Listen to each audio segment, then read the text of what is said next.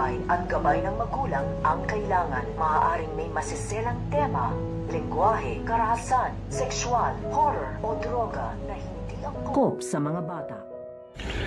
Ang unti-unting pagkabaliw nitong Hansi Para. Dahil itong Hansi Para ay hindi pa rin niya makalimutan ang pagkawala ng kanyang anak. Dahil hindi pa rin matanggap nitong Hansi Para na nakunan nga siya at mawawala na nga dito itong ang kanilang anak nitong ni Darius. Kaya nga itong Hansi Para ay nawawala na nga ito sa kanyang sarili nung kausap nga niya dito itong si Lucy. At sinasabi nga niya dito nga kay Lucy na buhay pa nga dito ito nga daw kanilang anak nito nga daw ni Darius at nasa kanyang tiyan pa nga daw ito hanggang sa hindi na nga nakaya nito nga ni Para ang paulit-ulit nga sinasabi nito nga ni Lucy na hindi na nga daw siya dito buntis at nakunan na nga daw ito. Kaya kumuha nga ito ng panaksak at babantaan nga niya ito nga kanyang tiyan upang maniwala nga ito nga si Lucy na siya nga daw dito ay buntis pa at nagdadalang tao at dinadala nga daw nila dito ang kanilang anak nito nga daw ni Darius. So pakakaabangan nga natin dito kung ang pagkabaliw, ang unti-unting pagkabaliw nitong Hansi Para.